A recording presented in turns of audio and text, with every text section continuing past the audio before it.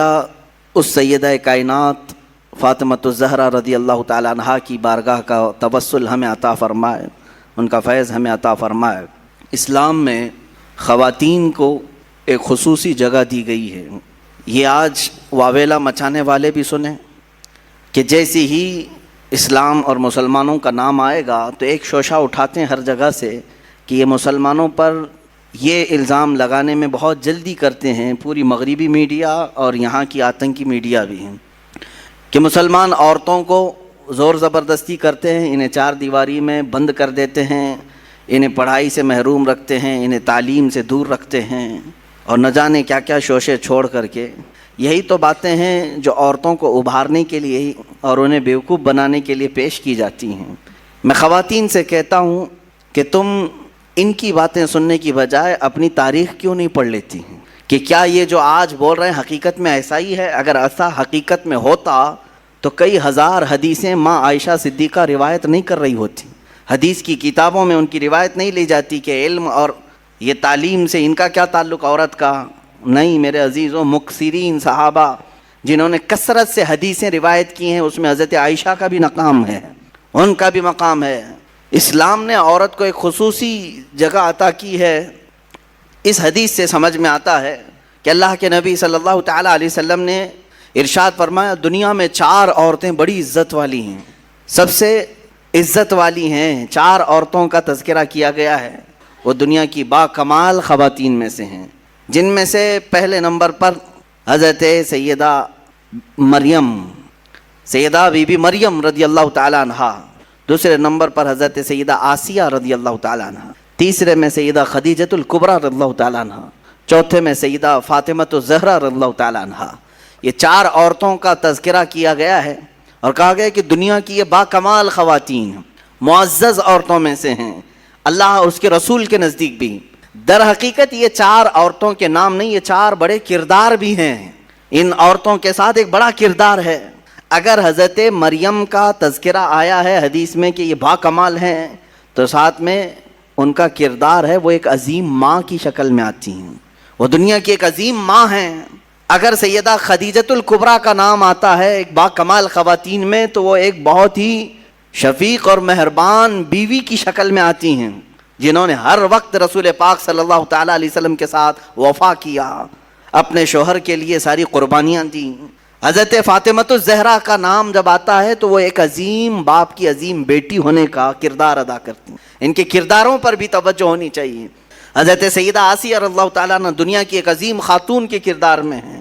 خیال کرے اپنے باپ کا خیال نہیں کرتی ہے، وہ سوچے کہ حضرت فاطمہ رضی اللہ تعالیٰ عنہ حضور اکرم صلی اللہ تعالیٰ علیہ وسلم کا کس قدر خیال فرماتی تھی، ان کے تبلیغی مساعی میں کس طرح سے وہ شانہ بشانہ ٹھہرتی، کبھی اپنی جانب سے کوئی ایسی خواہشات نہیں کی۔ حضور پاک صلی اللہ تعالیٰ علیہ وسلم کی بارگاہ میں ایک مرتبہ آئی تھی بس، وہ غلام مانگنے کے لیے۔ جنگ بدر کے قیدی جو غلام بنائے گئے تھے وہ تقسیم کیے جا رہے تھے، وہ بھی مال غنیمت میں تھا، وہ حضرت علی رضی اللہ تعالیٰ عنہ کے کہنے سے آئی تھی۔ حضرت فاطمہ جنتی خواتین کی سردار ہونے کے باوجود گھر کے کام خود کرتی تھی، اتنا کہ ان کے ہاتھوں میں چھالے پڑے ہوئے تھے، چکی پیس کر روٹیاں بنا کر اور گھر کے سارے کام کاج کرتے ہوئے ان کے ہاتھوں میں چھالے تھے۔ وہ کس کی بیٹی ہیں؟ رسول پاک صلی اللہ علیہ وسلم کی۔ آج تھوڑے سے کسی مالدار کی بیٹی کو کام لگا دو، جھاڑو لگانے کے لیے کہو، نخرے کرے گی، میرا یہ کام نہیں ہے۔ وہ رسول پاک صلی اللہ علیہ وسلم کی صاحبزادی ہیں، غربت کی وجہ سے نہیں۔ جس کو جنتی خواتین کا سردار کہا گیا ہو وہ چاہے تو ان کے لیے سونے اور چاندی کے پہاڑ چلا کریں، لیکن باوجود اس کے فقر و فاقہ انہوں نے پسند کیا۔ حضور پاک صلی اللہ علیہ وسلم کی بارگاہ میں آئی تھیں، میرے آقا صلی اللہ علیہ وسلم نے یوں جواب میں ارشاد فرمایا، فاطمہ ایسا کیسے ہو سکتا ہے؟ بدر کے یتیموں کا حق باقی ہے، میں ان کا حق دیے بغیر تجھے کیسے غلام دے دوں؟ جاؤ، جب تھکن زیادہ ہو جائے کام کاج سے 33 بار سبحان اللہ پڑھو، 33 بار الحمدللہ پڑھو، 34 بار اللہ اکبر پڑھو، اللہ تعالیٰ تمہاری ساری تھکن دور فرمائے گا۔ اسی کو آج ہم تسبیح فاطمہ بھی کہتے ہیں، ہم نمازوں میں پڑھتے ہیں، نمازوں کے بعد پڑھتے ہیں۔ یہ تسبیح فاطمہ حضور کی طرف سے عطا کی ہوئی تسبیح ہے۔ میرے عزیزو، سیدہ کائنات فاطمۃ الزہرا رضی اللہ تعالیٰ عنہا کی اور زندگی پاک کے چند گوشے اگر میں آپ کے سامنے رکھوں، انہوں نے نہایت ہی پردہ داری، عفت کا خیال، عزت کا خیال اس طرح سے فرمایا کہ اعلیٰ حضرت یہ کہہ رہے ہیں اپنے سلام کے شعر میں، جس کی آنچل کو نہ دیکھا مہر و ماہ نے، چاند اور سورج نے بھی ان کی آنچل کو نہیں دیکھا، وہ سیدہ کائنات ہیں فاطمہ الزہرا رضی اللہ تعالیٰ عنہا۔ زندگی تو یوں گزاری، وقت وفات بھی انہوں نے وصیت کی تھی کہ میرے جنازے کو کھلے طور پر نہ لے جانا، جس طرح سے عام جنازوں کو اس وقت لے جایا جاتا تھا، ان کے جنازے کا پورا سائیڈ سے کورنگ کیا ہوا کپڑا لگایا گیا اور رات کے وقت لے جایا گیا، مختصر سے لوگ تھے۔ حضرت سیدہ فاطمہ الزہرا رضی اللہ تعالیٰ عنہا وفات کے بعد بھی اپنی قبر اطہر میں مدفون ہوئیں، اور روایت میں یہ ملتا ہے قیامت کے دن بھی، قیامت کے دن جب سارے محشر کے لوگ کھڑے ہوں گے تب ایک فرشتہ ندا دے گا، غضوا ابصارکم فإن فاطمة بنت محمد تمر على الصراط، اے لوگوں اپنی آنکھیں نیچی کر لو، اس لیے کہ محمد عربی صلی اللہ علیہ وسلم کی بیٹی فاطمہ پل صراط سے گزر رہی ہیں، جنت کی طرف جا رہی ہیں۔ اور روایات میں بتایا گیا ہے وہ 70,000 عورتوں کے ساتھ جا رہی ہوں گی۔ کس شان سے جا رہی ہوں گی؟ ایسے گزریں گی جیسے بجلی کی چمک تیزی سے چلی جاتی ہے، پل صراط پر اتنی تیزی سے وہ گزر جائیں گی۔ محشر کے میدان میں بھی جن کی طرف دیکھنے کو منع کر دیا گیا، وہ کیسا پردہ رہا ان کی زندگی کا، اور وہ کون خوش نصیب خواتین ہوں گی جو 70,000 کی جھرمٹ میں شامل ہوں گی۔ کہا گیا یہ وہی ہوں گی جنہوں نے زندگی فاطمہ الزہرا کی کنیز بن کر کے گزاری ہیں، ان کی زندگی پاک کو نہایت عزیز رکھتی تھیں۔ میرے عزیزوں، وہ خواتین ہزاروں کی تعداد میں ہو سکتی ہیں، اللہ تعالی ہماری بچیوں کو اس جھرمٹ میں جگہ عطا فرمائے، ہماری بیویوں کو، ہماری ماؤں کو، ہماری بہنوں کو مولا اس جماعت میں جگہ عطا فرمائے۔ سیدہ کائنات فاطمہ الزہرا رضی اللہ تعالیٰ عنہا کی زندگی پاک کے بعد اب میں تھوڑی سی بات یہ عرض کرنا چاہتا ہوں میری قوم کی بچیوں سے کہ آج کے حالات کے پیش نظر جس طرح کے پروپیگنڈے پھیلائے گئے ہیں، جس طرح کا ماحول یہاں پر بنایا جا رہا ہے، آج ہمارے قوم کی بچیوں کے لیے امتحان کی گھڑی آ گئی ہے، آزمائش کا وقت آ چکا ہے۔ آج درندے دندناتے ہوئے تمہاری عزتوں کی طرف نوچ کھانے والی نگاہوں سے دیکھ رہے ہیں، منظم پلاننگ کی طرف اور منظم منصوبہ سازی کے ساتھ ہماری بچیوں کو اغوا کیا جا رہا ہے، اٹھا لے جایا جا رہا ہے اور انہیں اپنے ہاں لے جا کر کے بیاہ کیا جا رہا ہے۔ ان تمام چیزوں میں میں کہتا ہوں کچھ لڑکیاں بھولی بھالی ہوتی ہیں، صورت پر آ گئی اور شیطانی چال کو دیکھ کر کے فریفتہ ہو گئی۔ میں سمجھتا ہوں یہ انہی گھروں کی بچیاں ہیں جن کے گھروں میں کبھی فاطمہ الزہرا کا تذکرہ نہیں کیا جا رہا ہوگا، یا بچپن سے ان کی تربیت میں کوئی کوتاہی کی گئی ہوگی، ورنہ جس کے سینے میں محبت مصطفیٰ ہو، عشق مصطفیٰ ہو، اور ایک عظیم گھرانہ جس میں قرآن کی تلاوت ہو رہی ہو، احادیث کا درس ہو رہا ہو، وہاں کی بچیاں اس طرح کا قدم نہیں اٹھاتی۔ اگر اٹھاتی ہیں تو اللہ تعالیٰ غیب سے ان کی مدد بھی فرمائے گا۔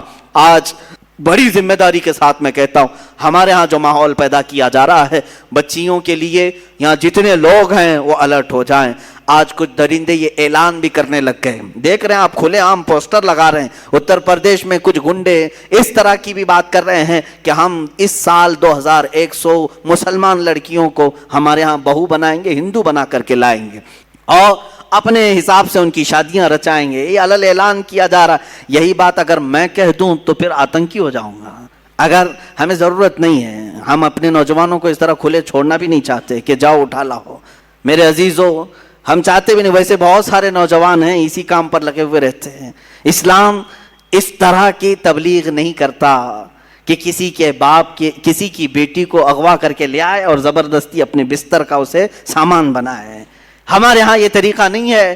ارے یہاں نکاح بھی ہوتا ہے تو پہلے قاضی عورت سے ہی پوچھ کے آتا ہے تو راضی ہے یا نہیں، بغیر رضا کے تو دولہے سے بھی نہیں پوچھا جاتا کہ قبول ہے کہ نہیں، پہلے تو خاتون سے ہی ہمارے یہاں پوچھنے کا رواج ہے، اور اگر اس کی رضا نہ ہو تو نکاح بھی نہیں۔ ہم زور زبردستی کے قائل ہی نہیں ہیں۔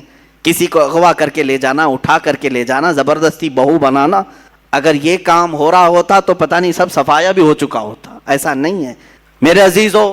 یہاں پر ان بچیوں کے لیے میں کہتا ہوں کہ کچھ ایسے حالات بنائے جائیں گے، شکل و صورت اس پر کبھی مت جانا۔ فرمایا گیا کہ ایک نوجوان کی شکل میں شیطان آتا ہے، ابلیس لعین ایک خوبصورت نوجوان کی شکل میں آتا ہے عورتوں کے پاس، اچھے بال، اچھا چہرہ، اچھے کپڑے، جو اپنی طرف موہ لے. تو لڑکیاں اگر شہوت کے ساتھ اس کی طرف دیکھنے لگ گئیں تو فرمایا گیا النظر سہم من سہام الشیطان، یہ آنکھ جو ہے شیطان کے تیروں میں سے ایک تیر ہے. نظر جو پڑتی ہے، شہوت کے ساتھ جو نظر گئی، شیطان وہاں تیر چلا دیتا ہے. جو نوجوان تمہیں بھاگ گیا، یہ ضروری نہیں کہ وہ انسان ہی ہے، وہ شیطان بھی ہوتا ہے. شیطان کوئی لمبے سینگ والا، بڑی پونچھ والا، پر والا نہیں ہے کہ ایسی شکل میں آئے گا تب تم ڈر کے بھاگو گی. شیطان تو ایک اچھے نوجوان کی شکل میں بھی آتا ہے، خوبصورت لڑکوں کی شکل میں آتا ہے، اور مردوں کے پاس خوبصورت لڑکیوں کی شکل میں آتا ہے. جب یہ بہک جاتے ہیں، گناہ کر لیتے ہیں، تب چلا جاتا ہے، بھاگ جاتا ہے، اچھے اچھے پرہیزگاروں کی شکل میں آ جاتا ہے اور تمہارے ایمان کا سودا کرنے لگ جاتا ہے. میرے عزیزو، بنی اسرائیل کی وہ حکایت مجھے یاد آتی ہے جس میں اس نے ایک بڑے عابد کا تقوی بھسم کر دیا. بہت بڑا عابد نیک، اپنے صومعہ سے نکلتا نہیں تھا. صومعہ اس کو کہتے ہیں جہاں عبادت کرنے کی جگہ ہوتی تھی پہلے بنی اسرائیل میں، اس کے باہر وہ کبھی نہیں نکلتا تھا. 4 بھائی تھے، ایک بہن تھی قریب میں. وہ چاروں بھائی تجارت کے لیے جا رہے تھے، بہن اکیلی گھر میں تھی. کہا کس کے حوالے کر کے جائیں گے؟ تو اس عابد، اس پرہیزگار شخص کے پاس آئے چاروں بھائی. کہا ہم اپنی بہن کو چھوڑ جا رہے ہیں، آپ صرف خیال رکھنا، آپ نظر رکھنا. اس نے کہا ہاں ٹھیک ہے. وہ چلے گئے. نظر رکھنے والا عابد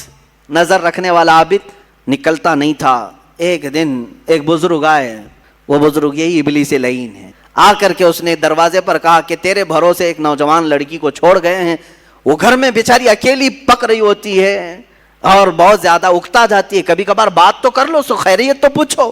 یہ اپنے صومعے کے دروازے تک آیا بس، اور وہاں سے اس کو پکار کر کے کہا. وہ لڑکی اپنے دروازے پر آئی، ایک دوسرے کو دیکھا اور بات چیت کیا، خیر خیریت پوچھا، یہیں تک تھی بات. لیکن شیطان یہیں سے اپنے کام شروع کرتا ہے. اس کے بعد دوسرے دن یہ عابد اور بات چیت شروع کر دیا. یہاں سے یہ سلسلہ اتنا بڑا کہ اس کے اندر عبادتوں کی جو طلب تھی وہ کم ہونے لگی. اب یہ اپنے صومعہ سے نکل کر کے اس کے گھر بھی جانے لگا، جا کر کے گھنٹوں بات چیت کرتے رہے. وہ وقت بھی آیا جب اس نے اس کے ساتھ زنا بھی کر لیا. مجھے میری عزت کی حفاظت وہیں پر نظر آتی ہے. جس دربار کے یہ غلام ہیں وہ میری عزت کے اصل محافظ ہیں. عزیزان گرامی، اسلام میں پلنے والا جوان دوسروں کی عزتوں پر ڈاکہ نہیں ڈالتا، دوسروں کی بہنوں کی عزتیں نہیں لوٹتا. تم اپنے حرکات سے آج یہ دکھا رہے ہو کہ تمہیں آتنکوادی سنگٹھنوں نے پالا ہے، تمہیں تمہارے پنڈتوں نے یہی چیز سکھایا ہے کہ کسی کے بھی گھر کی بیٹی اٹھا لے جاؤ. ہم اپنے ممبر سے اپنے ہر بچے کو کہتے ہیں تمہارے گھروں کی بیٹیاں جس طرح عزت کی ہیں، اسی طرح دوسرے مذہب کی بیٹیوں کی بھی خیال رکھو، ان کی طرف بھی تمہاری نظر نہ اٹھایا جائے. آج تک آپ نے کسی عالم سے سنا، کسی ممبر سے سنا کہ ہم نے آپ کو کہا ہے جاؤ لے آؤ، 2 لاکھ دے دیں گے، 5 لاکھ دے دیں گے؟ ہم تو یہاں منع کرتے ہیں. کیا تمہارے پاس کمی ہے خواتین اسلام کی؟ تمہارے گھروں میں تمہارے بچوں کی ماں بنے تو وہ عورت بنے جس نے قال اللہ اور قال الرسول کہا ہے، محبت مصطفیٰ کے نغمے سنائے ہیں. کبھی بچوں کو سلائے تو فاطمہ کے نغمے سلائے. عزیزان گرامی، ہم اپنے جوانوں کو تربیت اس طرح کی نہیں دیتے کہ اٹھا لاؤ، بھگا لاؤ، لے جاؤ. یہاں سنگٹھنیں بن رہی ہیں. تم اپنے کردار سے یہ بتانا چاہ رہے ہو، پوری دنیا دیکھ رہی ہے کہ تم جس طرح کی پرورش پائے ہو، صرف لوٹ مار، قتل و غارت. میرے عزیزو، یہ حالات جو آج بنے میں آپ کو بتاتا ہوں کیوں. اللہ تعالیٰ پوری دنیا کو یہ دکھانا چاہتا ہے کہ یہ اسلام پر انگلی اٹھاتے. وہ پاکنڈی گھر میں بیٹھ کر کے یا گوفے میں بیٹھ کر کے یہ بھونکتے ہیں کہ مدینے کے یہ مسلمان بلاتکار تھے، لوٹ مار کرتے تھے، عورتوں کا کاروبار کرتے تھے، عورتوں کو لے جایا کرتے تھے. یہ ساری چیزیں تم اپنے ہاں بیٹھ کر کے بتا رہے تھے، لیکن اللہ نے یہ ثابت کر کے دکھایا اب گھروں سے اٹھانے والے تمہاری قوم سے ہیں، لوٹ مار کرنے والے تمہارے جوان ہیں، عورتوں کو بھگا لے جانے والے تمہارے جوان ہیں. دنیا اب سمجھ جائے گی تم بولتے ہو اسلام پر، اور اللہ نے یہ سارے کردار تمہارے گھروں کے کونوں سے نکال کر دکھایا. حقیقت میں اسلام عورتوں کی عزتوں کی حفاظت کے لیے آیا ہے. جس وقت عورتوں کو بازار میں بیچا جا رہا تھا، میرے آقا نے عورتوں کی عزت یہاں تک بڑھائی، کہا جس گھر میں بیٹی پیدا ہو اسی دن رزق کے 10 دروازے کھول دیے جاتے ہیں. میرے آقا نے فرمایا جس نے 2 بچیوں کی حفاظت کی، پرورش کی اور اچھی جگہ نکاح کر کے دے دیا، میرے آقا فرماتے ہیں اس پر جنت واجب ہو گئی، اس پر جنت واجب ہو گئی. بشارت تمہیں بیٹیوں پر دی گئی، بیویوں کو کھلانے میں صدقے کا ثواب، ماں کے قدموں کے نیچے جنت. اللہ اللہ، یہ سب عورتوں کے لیے کس نے بتائے؟ ارے یہاں ہمارے اسی ملک میں عورت بیوہ ہو جائے تو اس کو چتا کے ساتھ آگ میں جلا دیا جاتا. بیوہ عورتوں کو اب شگن مان کر کے اپنی محفلوں میں نہیں لایا جاتا. آج تک یہ روایات موجود ہیں. آج تک ایسی ودواؤں کے بہت سارے ایسے علاقے بنے ہوئے ہیں جہاں عورتوں کو چھوڑ دیا جاتا ہے. میرے عزیزو، دنیا میں وہ واحد شخصیت ہے میرے آقا کی ذات جس نے ایک عورت حضرت عائشہ کنواری، اس کے علاوہ جتنے نکاح کیے سب بیواؤں سے کیے، یہ بتانے کے لیے کہ بیوہ گھر سے نکالی جانے والی عورت نہیں، بلکہ گھر میں ہو تو اس کے ذریعے سے اللہ دعائیں قبول کرتا ہے. عورتوں کو عزت بخشا ہے. میں اپنی بچیوں کو آج یہ باتیں اس لیے سنا رہا ہوں کہ تمہاری تاریخ اندھیرے میں نہیں ہے، تمہاری تاریخ سیاہ نہیں ہے، روشن ہے. اسلام میں عظیم خواتین موجود ہیں، کردار کے بھی، عمل کے بھی. اب میں آپ کو وہ بھی باتیں بتاؤں جنہوں نے اسلام میں یہ مشقتیں تو اٹھائی لیکن جنگوں میں بھی وہ شریک رہی ہیں. حضرت ام عمارہ رضی اللہ تعالیٰ عنہ جنگ خندق میں حصہ لیتی ہیں، جنگ احد میں حصہ لیتی ہیں، یہاں تک کہ ان کے متعلق 7 غزوات میں حضور کے ساتھ گئیں. کئی صحابیاں، آپ پوچھیں گے عورتوں پر کہاں جہاد؟ کہا نہیں تھا، لیکن کس لیے جاتی تھی؟ 700 فوجی، 1000 فوجی اسلام کے ہیں، سب کا کھانا تنہا بنا کر کے کھلاتی تھی. حضرت ام سلیت ایک صحابیہ ہیں، حضرت عمر فاروق کے پاس ایک چادر آئی تو وہ تقسیم کرنے کی چادر تھی. لوگوں نے کہا آپ اپنی بیوی اور اپنی بیٹی کو دے دیں. حضرت عمر نے کہا نا، یہ ام سلیت کو میں دوں گا چادر. کہا کیوں؟ کہا وہ جنگ خندق میں اور کئی غزوات میں مشق بھر کر کے مجاہدین کو پانی پلایا کرتی تھی. ایسی صحابیاں. حضرت اسماء بنت عمیس رضی اللہ تعالیٰ عنہ جنگ یرموک میں، جنگ قادسیہ میں، جنہوں نے جھوپڑیوں کی چوب اٹھا کر، لکڑیاں اٹھا کر کے رومیوں پر ایسا حملہ آور ہوئی تھی کہ وہ جنگ جو فتح ہوئی ان خواتین کی وجہ سے ہوئی. حضرت صفیہ مدینہ طیبہ کی حفاظت پر تنہا ایسی بہادری کا کردار ادا کر رہی.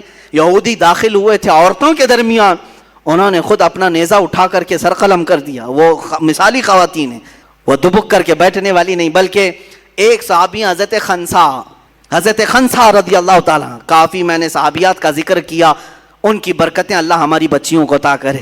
حضرت خنسا ایک وہ صحابیاں ہیں جو جنگ قادسیہ میں پہنچی، ان کے 4 جوان بیٹے تھے. یہ مشہور شاعرہ ہیں عرب کی.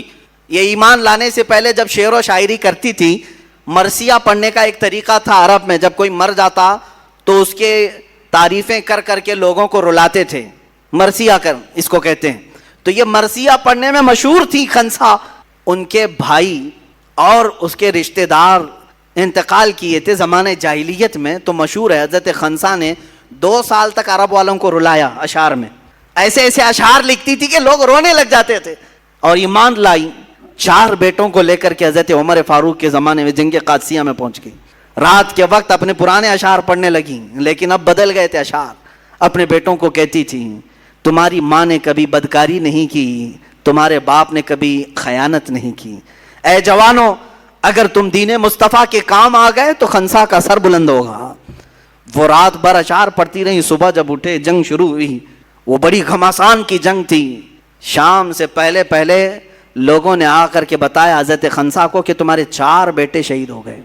1 نہیں، 2 نہیں، 3، 4. اور سب میں یہ خبر پھیل گئی کہ اب حضرت خنسا کیسے اشعار بیان کریں گی. بھائی کے مرنے پر 2 سال عرب کو رلایا تھا، 4 بیٹے مرے، اب کیا کہے گی. سب آ کر کے جب پوچھتے ہیں کہ خنسا 4 بیٹوں کی لاش پر تم کیا مرثیہ پڑھو گی، سب کو جمع کرتی ہیں اور کہتی ہیں میرے غم پر اور مرثیہ پر اشعار سننا چاہتے ہو، سنو. ہر بیٹے پر میں کہتی ہوں انا للہ و انا الیہ راجعون. اب اسلام میں آ چکی، ایمان لائی ہوں، بے شک ہم اللہ کے لیے اور اللہ ہی کی طرف لوٹنے والے ہیں. 4 بچے جوان دے کر کے بھی وہ جو ثابت قدم رہی. عزیزان گرامی، ان خواتین پر لاکھوں سلام، ان کی تربتوں پر کروڑوں سلام. آج اپنے قوم کی بچیوں کو جاتے جاتے یہ درس ضرور دوں گا کہ تم ٹی وی سیریل اور اس طرح کی بھیانک جرائم کی کتابیں پڑھ کر کے اپنے کردار کو آگے نہ بڑھاؤ، اپنی زندگی کو آگے نہ بڑھاؤ. تم اگر کچھ دیکھ کر کے آگے بڑھنا چاہتی ہو تو سیدہ کائنات کی سیرت کو اٹھاؤ، سیدہ خدیجۃ الکبریٰ کی سیرت اٹھاؤ. انٹرنیٹ تمہارے ہاتھ میں بھی ہے، موبائل تمہارے ہاتھ میں بھی ہے. کبھی یہ سرچ کر کے کیوں نہیں دیکھتی اسلام میں خواتین کا کیا کردار ہے، اسلام میں عورتوں کی کیا قربانیاں ہیں. یہ بھی تو ذرا پڑھو, تمہارے جذبے جوان ہوں گے, اور تمہارے جذبے جس وقت جوان ہوں گے یقیناً تمہاری گودوں سے بھی حسین و حسن کے غلام پیدا ہوں گے. عورتوں کے ذریعے سے انقلاب آ سکتا ہے, اور ہم نے دیکھا ہے عورتیں جب بیدار ہوتی ہیں تو حکومت کی چوبیں ہلا دیتی ہیں. ہاں, ان عورتوں پر لعنت جو اپنے گھروں سے نکل کر کے بازاروں اور سڑکوں میں آ کر کے بینر لے کر کھڑی ہو گئی, ہمارے پڑوسی ملک میں ہمارا جسم ہماری مرضی, ہمارا جسم ہماری مرضی, یہ بینر لے کر کے گھوم رہی ہیں. تو لعنت ہے, تم صرف اپنا کردار نہیں بتا رہی بلکہ جس گھروں سے یہ آئی ہیں عورتیں ان کے ماں باپ پر بھی دنیا لعنت کرے گی. کیسی بچیاں تم نے جنم دی, تم اسلام پر ہو, ایمان پر ہو, اور اس طرح کا بینر اٹھائی کیسے؟ میں یہ کہنا چاہتا ہوں الحمدللہ ہندوستان کی مسلمان خواتین اب بھی اس سے محفوظ ہیں. اب تک ہمارے آزاد اس طرح کا ماحول ہونے کے باوجود بھی ابھی ہماری خواتین اس طرح سے نہیں نکلی, اللہ کبھی نہ نکالے. لیکن بچیوں کے لیے جو جال بچھائے جا رہے ہیں, جو منصوبے بنائے جا رہے ہیں, اس سے میں الرٹ کرنا چاہتا ہوں. اے نوجوان بچیوں, اپنے خوابوں کو حضور پاک صلی اللہ علیہ وسلم کی محبت میں سپرد کر دو کہ بہت سارے ٹیلی ویژن پر جو دکھائے جاتے ہیں وہ حقیقت نہیں ہوتے, یہ جادوگری ہے, یہ شعبدہ بازی ہے, وہ حقیقت نہیں ہوتا. ان سب چیزوں کو دیکھ کر کے تم ریئل لائف میں کرنے مت جانا, یہ حقیقت نہیں ہے. یہ پردے سیمی پر دکھا کر کے گمراہ کر کے تمہاری لائف کو بیکار کرنے کے آلے ہیں. بس دنیا لہو و لعب ہے, آخرت تمہارا ہمیشہ کا گھر ہے. یہ چند سال تم عیش سے رہ سکتی ہو, لیکن ایک وقت وہ بھی آئے گا جب بارگاہ خداوندی میں تمہیں کھڑا کیا جائے گا. اس حدیث کو سنو, میرے آقا نے جو فرمایا, وہ عورت جو کسی اجنبی مرد کا ہاتھ پکڑ کر جاتی ہے, قبر میں پہنچتے ہی اللہ اس پر 99 سانپ مسلط کرتا ہے جو قیامت تک اس کی ناک کو ڈستے رہتے ہیں. ان عورتوں کے متعلق یہ حکم ہے. اور قیامت کے دن حدیث پاک میں یہ بھی ملا کہ وہ جہنم میں نے ان عورتوں کو دیکھا جن کی کھال اتاری جا رہی ہے اور ان کو پستانوں کے ذریعے سے باندھا گیا ہے, اور بہت سخت ترین عذابات دیکھے گئے. کیوں؟ یہ وہ عورتیں ہیں جو اپنے سطر کی حفاظت نہیں کرتی تھی, جو اپنے سطر کی حفاظت نہیں کرتی تھی. بچیوں کے لیے حیا بہت بڑی قیمتی چیز ہے. اگر تم حیا کے ساتھ رہی تو دنیا میں بھی عزت ہے, آخرت میں بھی عزت ہے.